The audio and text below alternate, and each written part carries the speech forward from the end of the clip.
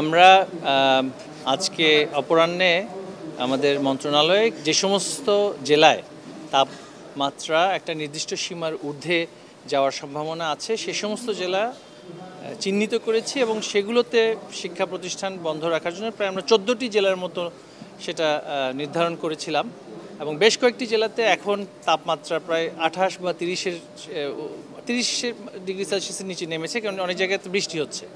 আমাদের যে অবস্থানটি ছিল সেটা হচ্ছে যে সমস্ত জেলায় তাপমাত্রা 30 বা 38 বা 40-এর ঘরে পৌঁছাচ্ছে না, সেই সমস্ত জেলায় তো আসলে শিক্ষা প্রতিষ্ঠান বন্ধ করে দিলে সেখানের শিক্ষার্থীরা ক্ষতিগ্রস্ত হবে।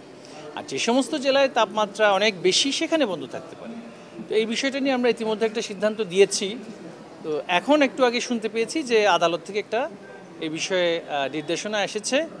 আমরা সেটা পর্যালোচনা করে সেটা যদি কপি আমাদের কাছে দেওয়া হয় তখন আমরা বলতে পারবো, কারণ এটা এখন পর্যন্ত সংবাদ মাধ্যমেই আছে। কোনো লিখিত নির্দেশনা পেলে আমরা সেই বিষয়ে সিদ্ধান্ত নিব যথাসময়ে। তবে আমাদের অবস্থান হচ্ছে যেখানে বৃষ্টি হচ্ছে, যেই জেলায় তাপমাত্রা কম, সেখানে তো শিক্ষা প্রতিষ্ঠান বন্ধ করে দেওয়ার কোনো যুক্তি নেই। সেটা হচ্ছে আমাদের নির্বাহী একটি অবস্থান, নির্বাহী যেহেতু শিক্ষা মন্ত্রণালয় এবং সংবিধান অনুসারে শিক্ষা মন্ত্রণালয়ের হচ্ছে এখতিয়ার শিক্ষা প্রতিষ্ঠান কখন বন্ধ হবে এবং কিভাবে পরিচালিত হবে সেটা সংবিধানে রুলস অফ বিজনেসে এটা শিক্ষা মন্ত্রণালয়কে সেই এখতিয়ার দেয়া হয়েছে। সেক্ষেত্রে আমাদের উচ্চ আদালত তাদের সেখানে একটা সুমোটো কিছু কিছু বিষয়ে অনেক সময় নির্দেশনা আদেশ দেওয়ার সেটা এখতিয়ার আছে, সেটা সংবিধান স্বীকৃত। তবে যেখানে ইতিমধ্যে শিক্ষা মন্ত্রণালয়ের সেখানে সাংবিধানিক একটা এখতিয়ার আছে, সেখানে এই বিষয়ে যদি কোনো সিদ্ধান্ত হয়ে থাকে আমরা সেটা অবশ্যই তার উপরের আদালতে আমরা অ্যাপিলেট ডিভিশনে সেটা নিয়ে যাব, কারণ এই বিষয়ে যার যার এখতিয়ার রাষ্ট্রের যে সমস্ত প্রতিষ্ঠানের যে এখতিয়ার সেখানের মধ্যে থাকাটাই সকলের জন্য সমীচীন বলে আমরা মনে করি। যেমন এখন এই মুহূর্তে সিলেটে বৃষ্টি হচ্ছে, আমরা যতটুকু জানতে পেরেছি সেখানে সিলেটের শিক্ষার্থীরা কেন শিক্ষা প্রতিষ্ঠান বন্ধ থাকবে, সেখানে তারা কেন শিক্ষা কার্যক্রম থেকে বঞ্চিত হবে। আমরা জানি চট্টগ্রামে এই মুহূর্তে সেই অর্থে এই তাপমাত্রা নেই, যে সমস্ত বিভাগে হচ্ছে সেইখানে সবে, কিন্তু সব কিছু ঢাকা কেন্দ্রিক মানসিকতা আমাদের একটা সৃষ্টি হয়েছে। গণমাধ্যমে আমরা দেখি যে ঢাকার তাপমাত্রা বেড়েছে, তাই এখন সারা দেশে আমাদের একটা একই ব্যবস্থা নিতে হবে, এই ধরনের একটা প্রবণতা দেখা যায়। আমরা সবার কাছে অনুরোধ করব যে সব কিছুতেই শিক্ষা প্রতিষ্ঠানের উপরে কেন একটা আলোচনা আসে সেটা বন্ধ করে দিতে হবে।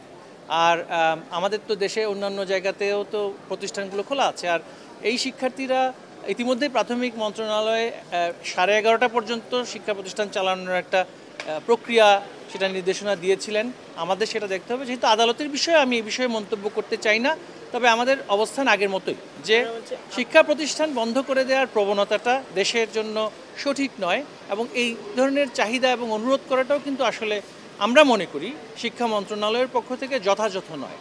যে সমস্ত জায়গায় এই সময় শুষ্ক মৌসুমেই পড়ার একটা সুযোগ থাকে, যেমন হাওড়াঞ্চল, চরাঞ্চল, যেখানে প্লাবিত হয়ে যায় বন্যার সময় বা বৃষ্টির সময়, সেখানে তো পড়াশোনা অন্যান্য সময় বিঘ্নিত হয়। তো সেইখানে শুষ্ক মৌসুমে কেন বন্ধ থাকবে? তাপমাত্রা বাড়লে সেটা আমরা আবহাওয়া অধিদপ্তরের সাথে কথা বলে সিদ্ধান্ত নিব, কিন্তু হঠাৎ করে কেউ সিদ্ধান্ত নির্বাহী বিভাগের উপরে চাপিয়ে দিতে পারে কি না, এই বিষয়টা নিয়ে আমরা আদালতে সেটা সুরাহা করার জন্য চেষ্টা করব। যে সমস্ত জেলাতে নানান সময়ে বন্ধ থাকে, বন্যার সময় বন্ধ থাকে, আপনারা জানেন সেখানে তো একটা লার্নিং গ্যাপ হয় এবং এই লার্নিং গ্যাপটা কাটিয়ে ওঠা অনেক কঠিন। এখন আমরা দেখা যাচ্ছে যে প্রথম জানুয়ারি মাসেও আমরা বিদ্যালয় সেভাবে খোলা রাখতে পারি, প্রশিক্ষণ ছিল নতুন কারিকুলামের, তারপরে আরও বন্ধ হয়েছে। তারপর আমরা দেখেছি যে রমজান মাসেও বন্ধের জন্য একটা আদালতে কিছু ব্যক্তি গিয়ে সেখানে একটা বুঝিয়ে একটা আদেশ নিয়ে এসেছিলেন, কিন্তু আমাদের সর্বোচ্চ আদালত থেকে সেটা বলা হয়েছে এটা আদালতের এখতিয়ার নয়। ইতিমধ্যে সেটা কিন্তু সর্বোচ্চ আদালত থেকে একটা আমরা রায় পেয়েছি, যেখানে বলা হয়েছে যে সংবিধান অনুসারে ছুটি ঘোষণার এখতিয়ার হচ্ছে সরকারের নির্বাহী বিভাগের এবং রুলস অফ বিজনেসে সাধারণ ছুটির বিষয়টা তো সরাসরি সেখানে আছে যে জনপ্রশাসন মন্ত্রণালয়ের এখতিয়ারভুক্ত। সেক্ষেত্রে আমরা সেটা আদালতে উত্থাপন করব, দেখব সেখানে কী হয়। কিন্তু এই মুহূর্তে আমাদের কাছে যেহেতু কোনো রায় আসেনি, আমরা আমাদের যে সিদ্ধান্তটা দিয়েছি সেটাতে এই মুহূর্তে আমরা স্থির আছি। অন্য কিছু দেখলে আমরা সেই ব্যাপারে সিদ্ধান্ত। অনেক জায়গায় এখন এই শিক্ষার্থীরা কি প্রতিষ্ঠানে অসুস্থ হয়েছে নাকি বাইরে অসুস্থ হয়েছে সেটাও ভেবে দেখতে হবে। এখন শিক্ষার্থীরা বিদ্যালয়ে না থাকলে কোথায় থাকবে? আমরা আমাদের প্রান্তিক পর্যায়ে অনেক জায়গায় দেখেছি যে শিক্ষার্থীরা বিদ্যালয়ে না থাকলে মাঠে ময়দানে কর্মরত থাকে, কাজে থাকে, সেটা তাদের জন্য আরও বেশি বিপজ্জনক। বিদ্যালয়ে যখন তারা থাকে তখন সেটা তাদের জন্য অতটুকু বিপজ্জনক নয় যতটুকু সে যখন ধান কাটায় যদি তার বা মাঠে ময়দানে কৃষিকাজে পিতামাতাকে সহযোগিতা করায় ব্যস্ত থাকে, সেটা তাদের জন্য অনেক বেশি বিপজ্জনক। তো শিক্ষা প্রতিষ্ঠান খুব বিপজ্জনক, আর বাইরে ঘোরাফেরা করাটা খুবই নিরাপদ, এটা তো আসলে যুক্তিযুক্ত কথা হতে পারে না।